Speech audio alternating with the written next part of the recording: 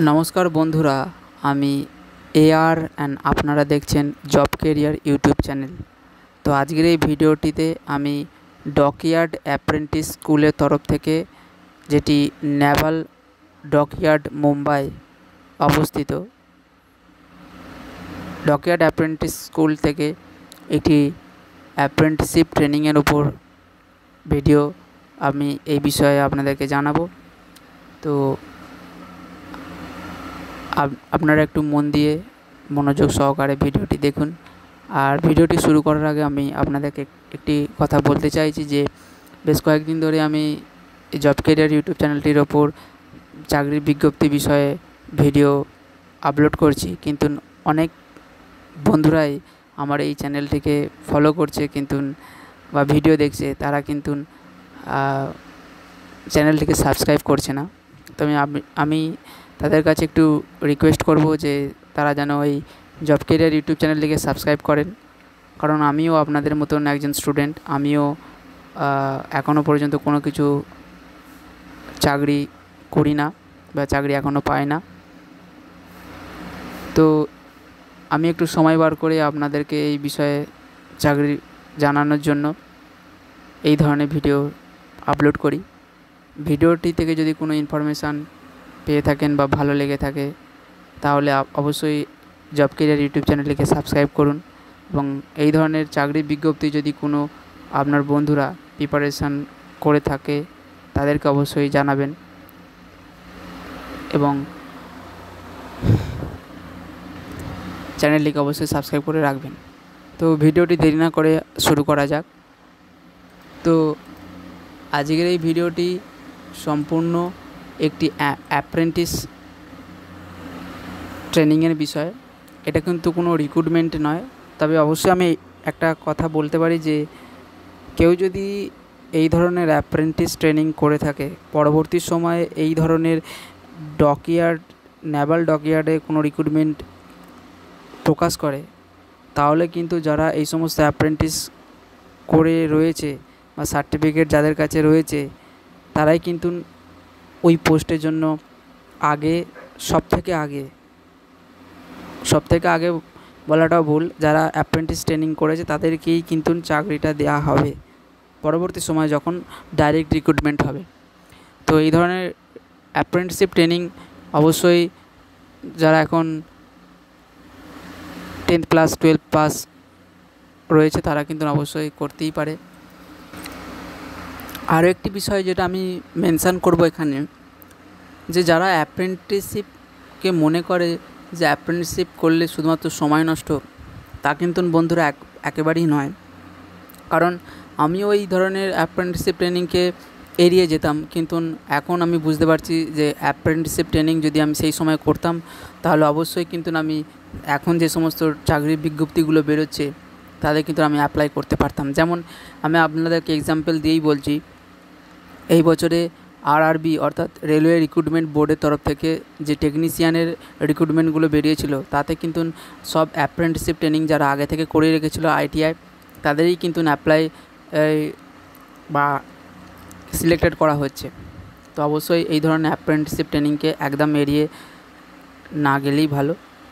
আপনার যদি পছন্দ বা মনে হয় যে হ্যাঁ করলে ভালো, ইন ফিউচার কিন্তু অবশ্যই আপনার কাজে লাগবে, কোনো কিছুই সময় নষ্ট নয়। তো অবশ্যই ভিডিওটি মনোযোগ সহকারে দেখুন যে কী বিষয় কত কী ভ্যাকান্সি রয়েছে সেটা দেখুন। তো টোটাল যে ভ্যাকান্সি বেরিয়েছে 301টি, ঠিক আছে। বিভিন্ন পোস্ট যেগুলি রয়েছে, যেমন ইলেকট্রিশিয়ান পোস্টের ওপর 40টি পোস্ট আছে, ইলেকট্রো প্লেটারের ওপর একটি ভ্যাকান্সি আছে, ফিটারের পোস্টের ওপর 50টি আছে, ফাউন্ড্রি ম্যানের, এগুলো আপনার কিন্তু সবই অ্যাপ্রেন্টিসশিপ ট্রেনিং ট্রেড।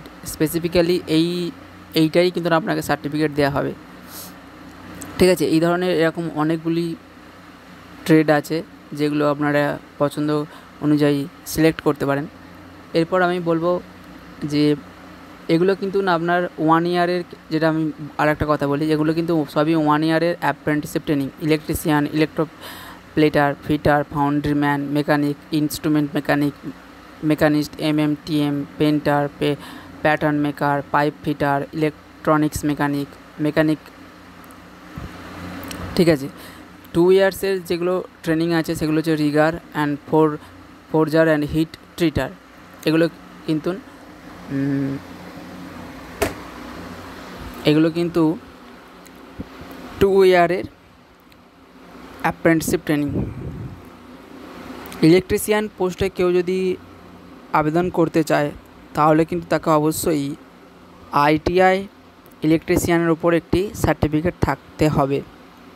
ইলেকট্রোপ্লেটার পোস্টের উপর কেউ যদি আবেদন করতে চায় তাহলে তাকে অবশ্যই ইলেকট্রোপ্লেটার কিন্তু ওপর একটি ITI সার্টিফিকেট থাকতে হবে। তো এরকম কিন্তু আপনাদের সার্টিফিকেট থাকলেই তবেই কিন্তু আপনি এই ট্রেডগুলোতে অ্যাপ্লাই করতে পারবেন। এবং এরপর বলি যেটা রিগার বা ফোরজার অ্যান্ড হিট ট্রিটারের ক্ষেত্রে আছে, সেটা কিন্তু শুধুমাত্র ফ্রেশার বা 8 স্ট্যান্ডার্ড পাস যারা করেছে বা 10 স্ট্যান্ডার্ড পাস যারা করেছে তারা কিন্তু Regard and forger and hit ট্রিটারের ক্ষেত্রে আবেদন করতে পারবে। এক্ষেত্রে কোনো ITI লাগছে না, সার্টিফিকেট লাগছে না ITI। তো রিগারের 12টি পোস্ট আছে এবং ফোরজার এবং হিট ট্রিটারের জন্য একটি আছে।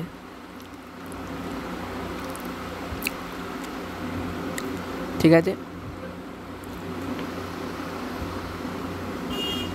যেটা আমি বলছিলাম যে ITI ট্রেড পাস মার্কস হলেই হবে, আর নন ITI ট্রেড যেমন রিজার অ্যান্ড ফোরজার হিট ট্রিটারের ক্ষেত্রে রিজারের ক্ষেত্রে 8 পাস হতে হবে আর ফোরজার হিট ট্রিটারের ক্ষেত্রে 10 পাস হতে হবে। এজ আপনাদের অবশ্যই 14 থেকে 18 বছরের মধ্যে হতে হবে। ঠিক আছে, আর মিনিমাম ফিজিক্যাল স্ট্যান্ডার্ড আছে হাইট 150 সেন্টিমিটার, ওয়েট 45 কেজির নিচে নয়, চেস্ট এক্সপ্যানশান অর্থাৎ বুকের ছাতি 5 সেমির কম নয়, আই সাইট 6/6 অ্যান্ড 6/9। আচ্ছা,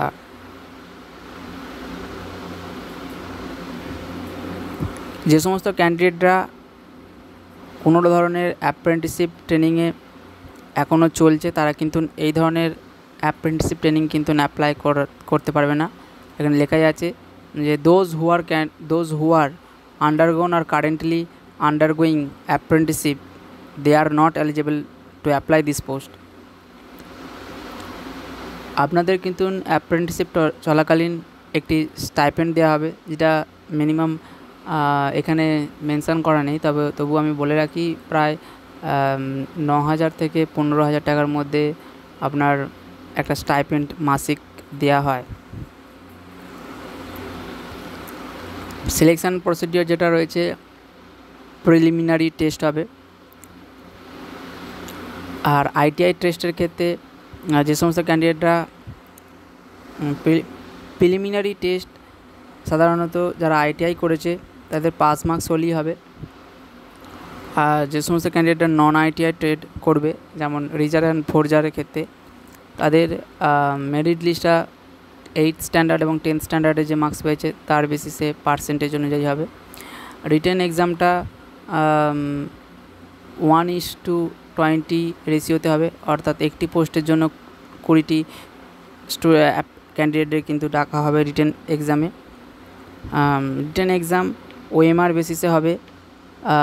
35টা জেনারেল সায়েন্স থেকে কোশ্চেন আসবে, ম্যাথামেটিক্সে 35টা এবং জেনারেল অ্যাওয়ারনেসে 30টা কোশ্চেন, মোট 100টি কোশ্চেন 2 ঘন্টার। মিডিয়াম অফ এক্সাম কী আছে, ইংলিশ এবং হিন্দি দুরকম ভাষাতেই কিন্তু আপনি রিটেন এক্সাম দিতে পারেন। সেন্টার অফ এক্সামিনেশান যেটা মুম্বাই শুধুমাত্র হবে। পরীক্ষাটি হবে মে থেকে জুনে 2024-এ। ঠিক আছে, প্রভিশনালি মেরিট লিস্ট আপনাদেরকে যেটা বললাম, রিটেন এক্সামে কোয়ালিফাই করলে আপনাদের একটি মেরিট লিস্ট হবে। মেরিট লিস্টে পর কিন্তু আমাদেরকে ইন্টারভিউতে ডাকা হবে।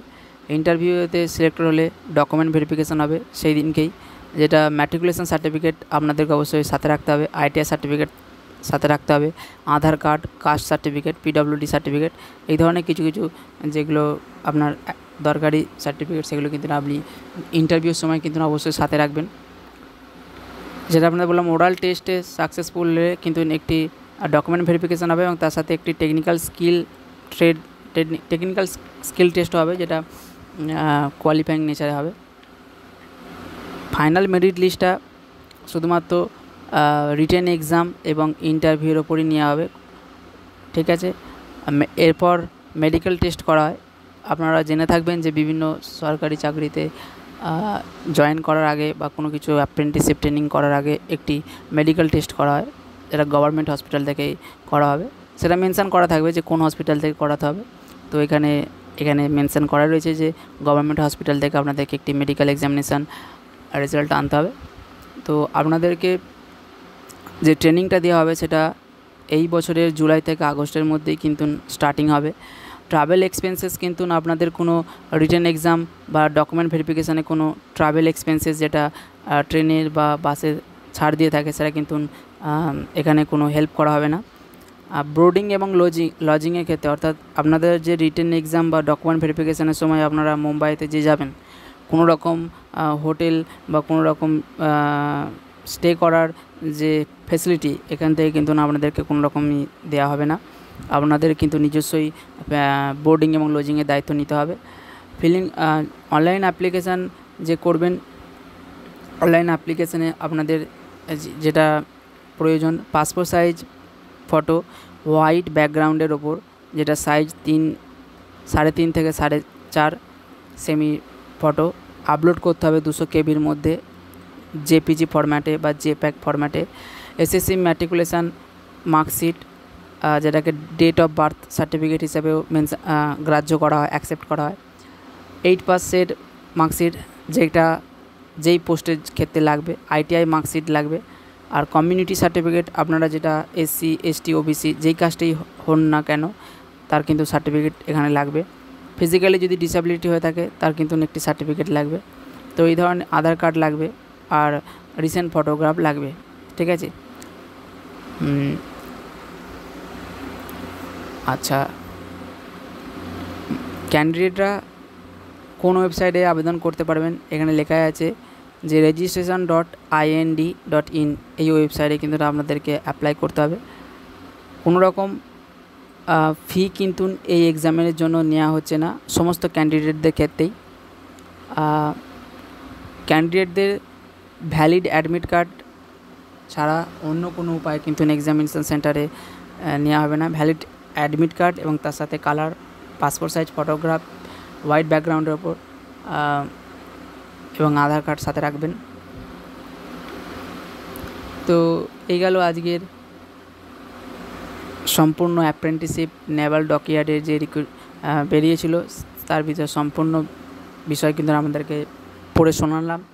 যদি এই ভিডিওটি থেকে কোনো কিছু জেনে থাকেন বা হেল্পফুল আপনার মনে হয়ে থাকে তাহলে অবশ্যই কিন্তু জব কেরিয়ার ইউটিউব চ্যানেলটিকে সাবস্ক্রাইব করে রাখবেন এবং আপনার যে সমস্ত বন্ধুরা চাকরির এই সমস্ত বিষয়ে খোঁজখবর রাখে তাদেরকেও অবশ্যই জব কেরিয়ার ইউটিউব চ্যানেলটিকে সাজেস্ট করবেন যে এই চ্যানেলের ওপর বিভিন্ন চাকরি বিজ্ঞপ্তি বলা হয় বা এক্সপ্লেন করা হয়। তো আশা করব আপনারা চ্যানেলটিকে সাবস্ক্রাইব করে রাখবেন। তো দেখা হচ্ছে পরের এক ভিডিওটিতে। ততক্ষণ আপনারা ভালো থাকুন, সুস্থ থাকুন এবং আপনাদের পড়াশোনা চালিয়ে যান। ভিডিওটি দেখার জন্য ধন্যবাদ বন্ধুরা।